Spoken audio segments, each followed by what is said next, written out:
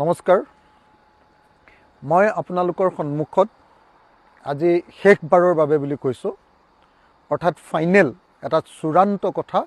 জুবিন গাৰ্গৰ ন্যায় সম্পৰ্কত জুবিন গাৰ্গৰ চাৰ্জশ্বিট সম্পৰ্কত আমাৰ মৰমৰ জুবিনদাৰ চাৰ্জশ্বিট প্ৰদান সম্পৰ্কত মই এটা চূড়ান্ত বা শেষ বা সৰ্বশেষ কথাটো আপোনালোকৰ সন্মুখত আজি ক'ব খুজিছোঁ। মই স্পষ্টকৈ ক'ব খুজিছোঁ যে অসম চৰকাৰে যিখন চাৰ্জশ্বিট কালি প্ৰদান কৰিলে কোৰ্টত ছাবমিট কৰিলে এই চাৰ্জশ্বিটখন সঁচাকৈ জুবিন গাৰ্গক ন্যায় দিবলৈ কৰা চাৰ্জশ্বিট নহয়। এখন মেকিং, এখন নাটক সৃষ্টি কৰি এখন চৰকাৰে কেৱল নিজক বচাবলৈ গৈ 2026 চনৰ নিৰ্বাচনৰ খাতিৰত কেইদিনমানৰ কাৰণে মানুহকেইটাক ধৰি ৰাখি তাৰ পাছত গোটেই কেছটোৰ পৰা এই অপৰাধীহঁতক এই অভিযুক্তসকলক মুকলি কৰি দিবৰ কাৰণে তৈয়াৰ কৰা এখন বেহু যাক তেওঁলোকে চাৰ্জশ্বিট নাম দিছে। গতিকে মই স্পষ্টভাৱে আপোনালোকক কেইটামান কথা শেষবাৰৰ কাৰণে ক'ব খুজিছোঁ। কিয় মই জুবিন গাৰ্গৰ ওপৰত অসম চৰকাৰ বা CID বা SIT দিয়া যিখন চাৰ্জশ্বিট এই চাৰ্জশ্বিটখনক মই কিয় শুদ্ধ সত্য আৰু ন্যায় দিব পৰা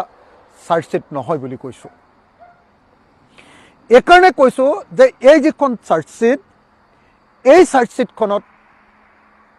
সঁচাকৈ ঘটনা তদন্ত কৰি তথ্য সাক্ষ্য ষ্টেটমেণ্ট আৰু ডকুমেণ্ট দিয়া চাৰ্জশ্বিট নহয়। যেতিয়া এজন মানুহ মৰে তেতিয়াহ'লে এনকুৱাৰী অফিচাৰ যাক IO বুলি কয় বা CIO বুলি কয়, এনকুৱাৰী অফিচাৰে কি কৰে ঘটনাস্থলীলৈ অভিযুক্তবিলাকক ধৰি লৈ যায়। অভিযুক্তবিলাকক ধৰি লৈ গৈ যিটো ঘটনাস্থলী সেই ঘটনাস্থলীত ঘটনাটো ৰিক্ৰিয়েট কৰিবলৈ দিয়ে, কেনেকৈ হ'ল দেখুৱাই দিবলৈ দিয়ে, তাৰ ভিডিঅ' ৰেকৰ্ডিং কৰে, তাৰ ফটোগ্ৰাফ লয়, তাৰ ছবি আঁকে আৰু তাৰ পাছত কি কৰে এই গোটেই ঘটনাটোৰ এটা স্কেটছ মেপ তৈয়াৰ কৰে। কিন্তু জুবিনদাৰ মৃত্যুৰ ঘটনাটো ঘটিছে ছিংগাপুৰত আৰু এবাৰৰ কাৰণেও IO আৰু CIO মানে বুজিছে নহয়, ইনভেষ্টিগেটিং অফিচাৰ, আৰু CIO মানে চিফ ইনভেষ্টিগেটিং অফিচাৰ, তদন্তকাৰী বিষয়া, আৰু মুখ্য তদন্তকাৰী বিষয়া এতিয়ালৈকে ছিংগাপুৰলৈ নগ'লে। সেইকাৰণে মই কৈছোঁ যে এই যিখন চাৰ্জশ্বিট দিছে এইখন হ'ল নগৈ গড়গাঁৱৰ বাতৰি দিয়া চাৰ্জশ্বিট। সেইকাৰণে মই কৈ আছোঁ যে ঘটনা ঘটিছে ছিংগাপুৰত,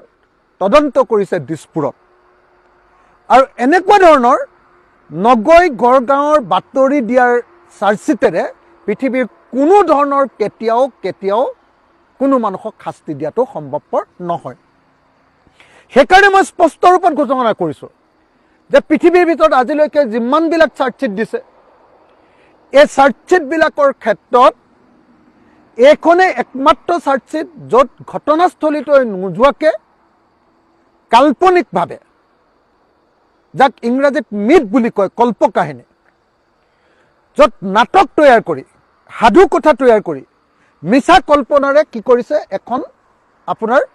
চাৰ্জশ্বিট তৈয়াৰ কৰি দিছে। গতিকে মই স্পষ্ট ৰূপত ঘোষণা কৰিছোঁ যে এইখন প্ৰকৃত সত্য তথ্য প্ৰমাণ থকা, প্ৰকৃত শুদ্ধ ডকুমেণ্টছ থকা, প্ৰকৃত মানুহৰ পৰা ল'বলগীয়া ষ্টেটমেণ্ট থকাকৈ তৈয়াৰ কৰা এখন চাৰ্জশ্বিট নহয়। এই চাৰ্জশ্বিটখন এখন মিথ বা কল্পকাহিনী, এটা সাধুকথাৰ সমষ্টি, আৰু সেইকাৰণে এই চাৰ্জশ্বিটখনৰ জৰিয়তে জুবিন দাক কোনোপধ্যে ন্যায় দিয়া সম্ভৱপৰ নহয়। দ্বিতীয় যিটো ভাইটেল কথা মই সদায় আপোনালোকক কৈ আছোঁ, সেইটো কালি অসমৰ মুখ্যমন্ত্ৰীয়ে স্বীকাৰ কৰি দিলে। কালি অসমৰ মুখ্যমন্ত্ৰীয়ে কেনেকৈ কথা সলাই আছে আপোনালোকেতো দেখিছে। প্ৰথমতে মই অসমৰ মুখ্যমন্ত্ৰীয়ে কেনেকৈ প্ৰথম কথাটো সলালে আপোনালোকক কৈ দিছোঁ। মই বাৰম্বাৰ কৈ আছিলোঁ যে বিদেশত ঘটনা ঘটিলে তেতিয়াহ'লে সেইটোৰ ওপৰত তদন্ত কৰিবলৈ প্ৰথমতে কেন্দ্ৰীয় চৰকাৰৰ অনুমোদন ল'ব লাগিব। আৰু সেইটো পাইৰৰ চেংচন, প্ৰিভিয়াছ চেংচন, আগতীয়া অনুমোদন ল'ব লাগিব। অৰ্থাৎ চাৰ্জশ্বিট দিবৰ কাৰণে, তদন্ত কৰিবৰ কাৰণে কেন্দ্ৰীয় চৰকাৰৰ পৰা অনুমোদন ল'ব লাগিব, আৰু সেইটো BNSS 2023 208 ছেকশ্যনত আছে। সেইটো প্ৰথমতে কৰা নাছিলে, পাছত যেতিয়া মই হুলস্থুল কৰিলোঁ, হুলস্থুল কৰাৰ পাছত সেইটো কেন্দ্ৰীয় চৰকাৰৰ পৰা অনুমোদন ল'লে, আৰু অনুমোদন লৈ লাজে লাজে মনে মনে মুখ্যমন্ত্ৰীয়ে এদিন ক'লে যে আমি কেন্দ্ৰীয় চৰকাৰৰ পৰা অনুমোদন পাই গ'লোঁ, জুবিন গাৰ্গৰ জন্মদিনটোতে সেইটো পাই গ'লোঁ, বহুত ডাঙৰ ঘটনা ঘটিলে। এইটো মিছা কথা, এইটো তেনে সাধাৰণ কথা এটা, এইটো আইনগতভাৱে ল'বলগীয়া এটা সাধাৰণ অনুমোদন। 2, তৃতীয় কথাটো হ'ল যে এই সঁচাকৈ জুবিন গাৰ্গৰ ঘটনাটো বিদেশত যিহেতু ঘটিছে, বিদেশত ঘটনা ঘটিলে আপোনালোকে মনত ৰাখিব লাগিব যে সেই ঘটনাটোৰ আপোনাৰ আমাৰ BNSS 2024 ভাৰতীয় নাগৰিক সুৰক্ষা সংহিতা 2023 112 নম্বৰ ছেকশ্যনত, ছেকশ্যন 112, তাত স্পষ্টকৈ লিখি থোৱা আছে যে বিদেশত হোৱা ঘটনাৰ কাৰণে কোৰ্টৰ জৰিয়তে কি কৰিব লাগিব, থ্ৰ কোৰ্ট কি কৰিব লাগিব, আপোনাৰ লেটাৰ্ছ ৰগেটৰী বা লেটাৰ অফ ৰিকুৱেষ্ট পঠিয়াই তাৰ পৰা বিদেশৰ পৰা তথ্যবিলাক কোৰ্টৰ জৰিয়তে আনিব লাগিব। এইটো ছেকশ্যন 112 আৰু 114 এটা আছে। এতিয়া 112ৰ অধীনত মই যেতিয়া বাৰম্বাৰ কৈ আছোঁ যে ছিংগাপুৰৰ পৰা তথ্য আনিবলৈ হ'লে লেটাৰ্ছ ৰগেটৰী বা কোৰ্টৰ জৰিয়তে আনিব লাগিব। অসমৰ মুখ্যমন্ত্ৰীয়ে কৈছে যে এমলেটৰ জৰিয়তে আনিলেও হ'ব। তাৰমানে কি, কেন্দ্ৰীয় চৰকাৰ আৰু ছিংগাপুৰ চৰকাৰৰ মাজত, ভাৰত চৰকাৰ আৰু ছিংগাপুৰ চৰকাৰৰ মাজত যি মিউচুৱেল এগ্ৰিমেণ্ট আছে, সেই মিউচুৱেল এগ্ৰিমেণ্টৰ অধীনত চৰকাৰৰ পৰা চৰকাৰে তথ্য আনিলে হৈ যাব। 1 নম্বৰ কথা, চৰকাৰৰ পৰা চৰকাৰৰ তথ্য আনিলে নহ'ব, সেই কথাটো ইতিমধ্যে কোৰ্টত অৰ্ডাৰ দি থৈ দিছে। চেন্নাই উচ্চ ন্যায়ালয়ৰ যে জয়া ললিতাৰ কেছটোত স্পষ্টকৈ কৈ থোৱা আছে যে MLATৰ অধীনত তথ্য আনিলেও কোৰ্টত সেইটো ইনএডমিছেবল হ'ব, শব্দটো কৈ দিছে, সেইটো গ্ৰহণযোগ্য নহ'ব যদিহে সেইটো আপোনাৰ লেটাৰ্ছ ৰগেটৰীৰ জৰিয়তে কোৰ্টৰ জৰিয়তে নাহে, স্পষ্টকৈ কৈছে। আৰু সেইকাৰণে জয়া ললিতাই সেই আপোনাৰ দুৰ্নীতিৰ কেছত লণ্ডনত হোৱা ঘটনাটোৰ দুৰ্নীতিৰ প্ৰমাণ পোৱাৰ পাছতো সেই ঘটনাটোত তেওঁক শাস্তি দিব নোৱাৰিলে। এতিয়া সেইকাৰণে মই স্পষ্টকৈ কৈছোঁ যে লেটাৰ্ছ ৰগেটৰী নপঠিওৱাকৈ, কোৰ্টৰ পৰা নিৰ্দেশ নপঠিওৱাকৈ, ক'লৈ নিৰ্দেশ পঠিয়াব লাগিব, কোৰ্টৰ পৰা লেটাৰ পঠিয়াব লাগিব, লেটাৰ অফ ৰিকুৱেষ্ট, অনুৰোধ পত্ৰ পঠিয়াব লাগিব ছিংগাপুৰৰ সেইখন কোৰ্টলৈ য'ত ঘটনাটো ঘটিছিলে, সেই এলেকাৰ কোৰ্টখনলৈ। নাম্বাৰ 1। নাম্বাৰ 2, ছিংগাপুৰৰ কোৰ্টখনলৈ নপঠিয়ালেও কম্পিটেণ্ট অথৰিটিলৈ পঠিয়ালেও হ'ব বুলি কৈছে, কিন্তু পঠিয়াব লাগিব লেটাৰ্ছ ৰগেটৰীৰ জৰিয়তে। অসমৰ মুখ্যমন্ত্ৰীয়ে সদায় কৈ থাকিলে নালাগে, MLAT বা এমলেটৰ জৰিয়তে তথ্য আনিলে হৈ যাব, চৰকাৰে দিয়া তথ্যই ছাফিচিয়েণ্ট। কালি যেতিয়া চাৰ্জশ্বিট দিলে তাৰপিছত মুখ্যমন্ত্ৰীয়ে ক'লে কি বুলি শুনিলেনে আপোনালোকে? মোৰ কথাটো কেনেকৈ স্বীকাৰ কৰি ল'লে আপোনালোকে চাবনে? মুখ্যমন্ত্ৰীয়ে ক'লে যে এমলেটৰ জৰিয়তে অনা যদি তথ্য কোৰ্টে গ্ৰহণ নকৰে, তেতিয়াহ'লেও আমি যিবিলাক তথ্য ইয়াতে অসমতে গোটাইছোঁ সেই তথ্যবিলাকৰ জৰিয়তে জুবিন গাৰ্গৰ কেছত অভিযুক্তসকলক শাস্তি দিব পৰা যাব বুলি কৈছে। তাৰমানে অসমৰ মুখ্যমন্ত্ৰীয়ে ইনডাইৰেক্টলি স্বীকাৰ কৰি দিলে যে তেওঁলোকে কেৱল এমলেটৰ জৰিয়তেহে তথ্য আনিছে, আৰু এমলেটৰ জৰিয়তে অনা তথ্য যে কোৰ্টত এডমিছিবল নহয় সেইটোও তেখেতে মানি ল'লে আল্টিমেটলি, আৰু মানি লৈ এতিয়া খালি কৈছে যে নহয়, আমি দিয়া যিবিলাক আমাৰ অসমতে যিটো তদন্ত হৈছে সেইটোতে ইহঁতক শাস্তি দিব পৰা যাব। কিন্তু মই এটা কথা কওঁ দেই, এমলেটৰ জৰিয়তে অনা তথ্যৰে ছিংগাপুৰৰ পৰা তথ্য আনি যদি কোৰ্টে মানিও লয় যে নহয় এমলেটৰ জৰিয়তেও আনিলেও হয়, তথাপিও আমাৰ জুবিন গাৰ্গৰ হত্যাকাৰী বা মৃত্যুৰ কাৰণে জগৰীয়াসকলৰ প্ৰকৃত অৰ্থত শাস্তি নহয়। এইকাৰণে যে ছিংগাপুৰ গভৰ্ণমেণ্টে ইতিমধ্যে প্ৰথম প্ৰাথমিক প্ৰতিবেদনত কৈ দিছে যে জুবিন গাৰ্গৰ মৃত্যু এটা হত্যাকাণ্ড নহয়, জুবিন গাৰ্গৰ মৃত্যুত ক'তো ফাউল প্লে নাই, ক'তো বেমেজালি নাই, এইটো এটা স্বাভাৱিক ডুবি মৰা এটা কেছ, পানীত ডুবি মৰা এটা কেছ। গতিকে যিখন চৰকাৰে কৈছে যে এইটোত কোনো ধৰণৰ হত্যাকাণ্ড নহয়, সেই চৰকাৰৰ পৰা তথ্য আনি আমাৰ ইয়াৰ কোৰ্টত কেনেকৈ আপুনি তাক হত্যাকাণ্ড বুলি প্ৰমাণিত কৰিব, এইটো ডেক হৈ আছে। গতিকে মই ভাবোঁ যে মূল কথাকেইটা মোৰ কোৱা হৈ গ'ল। তৃতীয় কিন্তু আন এটা গুৰুত্বপূৰ্ণ কথা হ'ল, সেইটো হ'ল যে যদি সঁচাকৈ আপুনি এটা ঘটনা য'ত ঘটিছে সেই ঘটনাটোৰ যদি সঁচাকৈ তদন্ত কৰিব লাগে তেতিয়াহ'লে কি কৰিব লাগিব ছিংগাপুৰৰ সেই ইয়াত বা জাহাজখনলৈ যাব লাগিব ছিংগাপুৰৰ জাহাজখনত মানুহে সাঁতুৰিবৰ কাৰণে পাৰ্মিশ্যন ল'ব লাগে এখন ফৰ্ম ফিল আপ কৰিব লাগে সেই ফৰ্মখন ইয়ালৈ অনাটো হ'ব সেই ফৰ্মখনতে আচল কথাটো লিখি থোৱা আছে যে ফৰ্মখনত কোনে চহী কৰিছিলে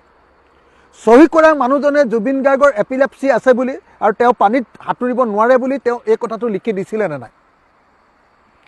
আৰু দিয়াৰ পাছতো যদি জাহাজখনৰ পৰা জাপ মাৰিবলৈ দিছে আৰু আপোনাৰ জেকেট নোহোৱাকৈ জাপ মাৰিবলৈ দিছে খালী গাৰে তেতিয়াহ'লে ইয়াতখনৰ যিজন কেপ্টেইন সেই কেপ্টেইনজন জেললৈ যোৱাটো খাটাং তেওঁ মৃত্যুদণ্ড হোৱাটো খাটাং আৰু আমাৰ ভাৰতীয় আইনে কৈছে যে সঁচাকৈ ছিংগাপুৰৰ পৰাও তেওঁলোকক ধৰি আনিব পৰা যাব ইয়াতখনৰ জাহাজখনৰ আপোনাৰ কেপ্টেইনজনকো তাৰ অপৰাধীবিলাককো ধৰি আনিব পৰা যাব MLATৰ জৰিয়তে যদি সেই লেটাৰ ষ্ট্ৰগেটৰ জৰিয়তে চিঠি প্ৰদান কৰা হয় এতিয়া আপোনালোকে নিজেই কওক যে যদিহে য'ত ঘটনা ঘটিছে সেই ঘটনা ঘটাই ইয়াতখনক যদি জব্দ নকৰে চিজ নকৰে সেই ঘটনা ঘটাই ইয়াতখনৰ যদি সেই কেপ্টেইনজনৰ ষ্টেটমেণ্ট নলয় ষ্টেটমেণ্ট বাৰু তেওঁ ইয়ালৈ আহি নিদি যদি অন্ততঃ VCৰ জৰিয়তে ভিডিঅ' কনফাৰেন্সৰ জৰিয়তেও অন্ততঃ তেওঁ মানে ষ্টেটমেণ্টটো দিব লাগিব সেইটো যদি নিদিয়ে তেতিয়াহ'লে কেনেকৈ হত্যাকাণ্ড বুলি সেইটো প্ৰমাণিত হ'ব আপোনালোকে নিজেই কওক তদুপৰি এই ইয়াতখনত পৰা জাপ মাৰি দিয়াৰ পাছত জুবিন দা পানীত ডুবি যোৱাৰ পাছত যিবিলাক মানুহে উদ্ধাৰ কৰিছিলে সেই উদ্ধাৰকাৰীবিলাকৰ ষ্টেটমেণ্ট লাগিব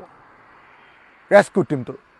তাৰপিছত উদ্ধাৰকাৰী ষ্টেটমেণ্ট লোৱাৰ পাছত এম্বুলেন্সখনৰ ড্ৰাইভাৰবিলাকৰ ষ্টেটমেণ্ট লাগিব যি পুলিচ আহিছিলে পুলিচৰ ষ্টেটমেণ্ট লাগিব যি মানুহে যি ডাক্তৰে পৰীক্ষা কৰিছিলে চিকিৎসা কৰিছিলে সেই ডাক্তৰৰ আপোনাৰ ষ্টেটমেণ্ট লাগিব আৰু যি পোষ্টমৰ্টেম কৰিছিলে সেই পোষ্টমৰ্টেমৰ মানুহৰো ষ্টেটমেণ্ট লাগিব এই ষ্টেটমেণ্টবিলাক নোলোৱাকৈ কেতিয়াও এটা হত্যাকাণ্ডৰ দোষীৰ কেতিয়াও ফাঁচি হ'ব নোৱাৰে মৃত্যু হ'ব নোৱাৰে মৃত্যুদণ্ড দিব নোৱাৰে বা যাৱজ্জীৱন কাৰাদণ্ড দিব নোৱাৰে সেইকাৰণে মই বাৰম্বাৰ কৈ আছিলোঁ যে জুবিন গাৰ্গৰ মৃত্যুৰ প্ৰকৃত ন্যায় মানে হ'ল জুবিন গাৰ্গৰ হত্যাকাৰীবিলাক যদি হত্যা হৈছে তেতিয়াহ'লে 103ৰ অধীনত ফাঁচী কাঠত ওলমোৱা বা মৃত্যুদণ্ড দিয়া আৰু 105 ছেকশ্যনৰ অধীনত যাৱজ্জীৱন কাৰাদণ্ড দিয়া কিন্তু এতিয়া 103 লগাইছে 105ও কাৰোবাক লগাইছে কিন্তু তাত তথ্য প্ৰমাণিত নহ'ব কাৰণ তিনিটা বস্তু লাগে এটা হ'ল ষ্টেটমেণ্ট সেই ষ্টেটমেণ্ট তেওঁলোকৰ পৰা লোৱা নাই 2 এভিডেন্স অৰ্থাৎ প্ৰমাণ তেওঁলোকে তাৰ পৰা অনা নাই নিয়ম অনুসৰি 3 ডকুমেণ্টছ যেনেকৈ ধৰক CCTVৰ কেমেৰা সেই ডকুমেণ্টছবিলাক আনিব লাগিব সেই ডকুমেণ্টছবিলাক অনা নাই গতিকে মই স্পষ্ট ৰূপত আপোনালোকক কৈছোঁ যে হিমন্ত বিশ্ব শৰ্মাই যিখন চাৰ্জশ্বিট দিছে এই চাৰ্জশ্বিটখন এই পুলিচে যিখন চাৰ্জশ্বিট দিছে এই চাৰ্জশ্বিটখনৰ জৰিয়তে প্ৰকৃত অৰ্থত দোষী কেতিয়াও মৃত্যুদণ্ডও নহয় ফাঁচী কাঠতো নোলোমায় তেওঁলোকে যাৱজ্জীৱন কাৰাদণ্ডও ভোগ নকৰে মই এইবিলাক বাৰম্বাৰ কথা কৈ থকাৰ পাছতো এতিয়ালৈকে এটা প্ৰশ্নৰ উত্তৰ দিব পৰা নাই বিধানসভাত কেৱল এটাই উত্তৰ দিছিলে যে নহয় MLATৰ জৰিয়তে আনিলে হৈ যাব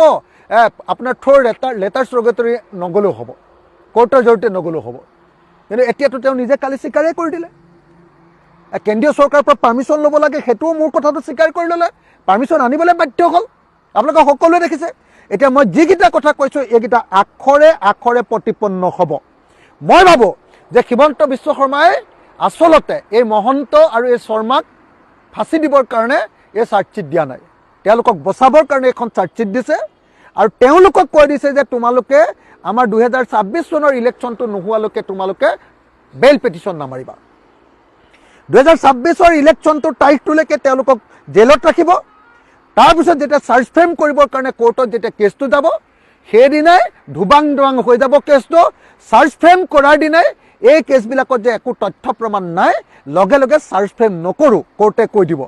চাৰ্জ ফ্ৰেম নহ'ব বুলি কৈ দিব কোনো তথ্য প্ৰমাণ নাই কাৰণে এইটো চাৰ্জ ফ্ৰেম নহ'ব আৰু নোহোৱাৰ পাছত কি হ'ব যিদিনা চাৰ্জ ফ্ৰেম কৰিছে কোৰ্টত ট্ৰায়েলেই নহয় চাৰ্জ ফ্ৰেম কৰাৰ দিনাই শ্যামকানু মহন্ত সিদ্ধাৰ্থ শৰ্মা আৰু কোন যিবিলাক আছে সেইবিলাকৰ আপোনাৰ ৰেহাই হৈ যাব লগতে আপোনালোক অসমবাসী ৰাইজে এটা কথা বুজিব লাগিব মই বাৰম্বাৰ কৈ আছোঁ আপোনালোকে গুৰুত্ব দিয়া নাই যোনেই নকক লাগিলে এই কথাটো গুৰুত্ব দিব লাগিব চাওক আজি জুবিন গাৰ্গৰ য'ত মৃত্যু হ'ল যিটো ঘটনাত গৈ তেওঁ মৃত্যু হ'ল, যিখন মিটিঙলৈ গৈ মৃত্যু হ'ল তেওঁ নৰ্থ ইষ্ট ফেষ্টিভেল, সেই ফেষ্টিভেলৰ অকল এজন উদ্যোক্তাকহে জেললৈ ভৰোৱা হ'ল, শ্যাম কানু মহন্ত।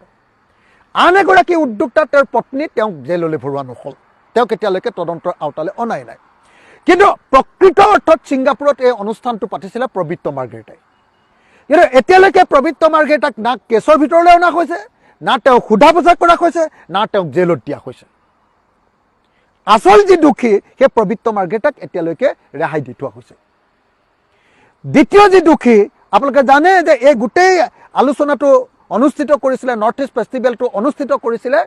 আমাৰ এক্সটাৰ্নেল এফেয়াৰ্ছ অৰ্থাৎ প্ৰবৃত্ত মাৰ্ঘেৰিটাৰ ডিপাৰ্টমেণ্টৰ আপোনাৰ যাক কয় আপোনাৰ ভাৰতৰ ৰাষ্ট্ৰদূত ছিংগাপুৰত থকা ভাৰতৰ ৰাষ্ট্ৰদূতজনে তেওঁক যদি এই তদন্তৰ আওতালৈ নানে, তেতিয়াহ'লে কেতিয়াও এই তদন্ত শুদ্ধ হ'ব নোৱাৰে, সত্য হ'ব নোৱাৰে, কেতিয়াও প্ৰকৃত ঘটনা পোহৰলৈ নাহে।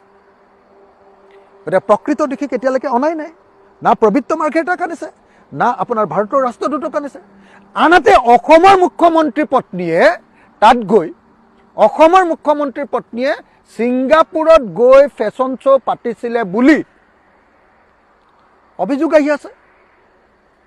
এতিয়া তাৰমানে এই গোটেই ছিংগাপুৰৰ এই গোটেই নৰ্থ ইষ্ট ফেষ্টিভেলৰ লগত অসমৰ মুখ্যমন্ত্ৰীৰ পত্নীও জড়িত নেকি, সকলোৰে মুখত প্ৰশ্ন আছে। কিন্তু ছিংগাপুৰৰ এই ঘটনাটোৰ কাৰণে এতিয়ালৈকে মুখ্যমন্ত্ৰীৰ পত্নীকো এতিয়ালৈকে তদন্তৰ আওতালৈ অনা নাই, তেওঁক গ্ৰেপ্তাৰ কৰা নাই, আৰু এতিয়ালৈকে তেওঁক বিচাৰৰ সন্মুখীন কৰা নাই। গতিকে এই যি তদন্ত, জুবিন গাৰ্গৰ যিটো মৃত্যুৰ ৰহস্যজনক মৃত্যুৰ তদন্ত বা হত্যাকাণ্ডৰ যি তদন্ত, এই তদন্ত ভেকু ভাওনা। সেইকাৰণে মই কৈছোঁ যে এইখন চাৰ্জশ্বিট নহয়, এইখন 2026 চনৰ নিৰ্বাচনৰ হিমন্ত বিশ্ব শৰ্মাৰ নিৰ্বাচনী ইস্তাহাৰৰ অংশ। আৰু এই ইস্তাহাৰখন এইকাৰণে প্ৰকাশ কৰি দিছে যে জুবিন দাৰ মৃত্যু ঘটালে হিমন্ত বিশ্ব শৰ্মাৰ শাসনকালত, আৰু হিমন্ত বিশ্ব শৰ্মাৰ শাসনকালত জুবিন দাক মৰিবলৈ এৰি দি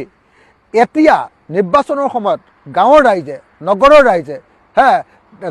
আপোনাৰ চাহ বাগানৰ ৰাইজে জুবিন গাৰ্গক কিয় মাৰিলি, তই কিয় একো নকৰিলি বুলি হিমন্ত বিশ্ব শৰ্মাক ধৰে বুলি ভাবি তাৰ পৰা ৰেহাই পাবৰ কাৰণে এইকেইদিনৰ কাৰণে এখন কল্পকাহিনী, এটা সাধু কথাৰ কাহিনী তেওঁ দি সেই মানুহকেইজনক কেইদিনমানৰ হাজতত, জেল হাজতত বুলি কয়, জুডিচিয়েল কাষ্টডিত ৰাখে, তাৰপিছত তেওঁলোকক এৰি দিব। আৰু সেইকাৰণে মই ইমান দিন ধৰি সৰব হৈ আছোঁ, সজাগ হৈ আছোঁ, মাত মাতি আছোঁ। আৰু এই মাত মাতি থকাৰ পাছত কোনোবাই যদি বেয়াও পায়, আনকি পৰিয়ালৰ মানুহে বেয়া পালেও, যদি জুবিন দাৰ পৰিয়ালৰ মানুহেও বেয়া পায়, তথাপিও মই মাত মাতি যাম আৰু যাম।